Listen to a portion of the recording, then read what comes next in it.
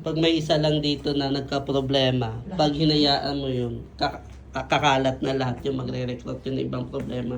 So, kailangan pag may konting pananakit, kung pwede, iba, massage nyo or stretching niyo. Huwag nyo hayaan kasi mandadamay yun ng iba. Ay naku sir, pala di masakit. Ah. Di masakit, di inin masakit. Lalo naman sumakit. Ano ba kaya kasi active yung inflammation yung mga yung mga time na masakit siya, baka merong pamamaga.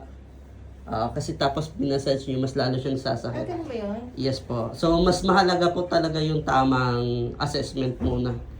Kasi namamaga na nga yung muscle, tapos ginalaw po yung mas lalo yung mamamaga, di mas lalo siyang sasakit. Kaya napakahalaga ng pagtatanong sa inyo kung pagpasok nyo kanina, tinanong kayo kung gaano na ito katagal.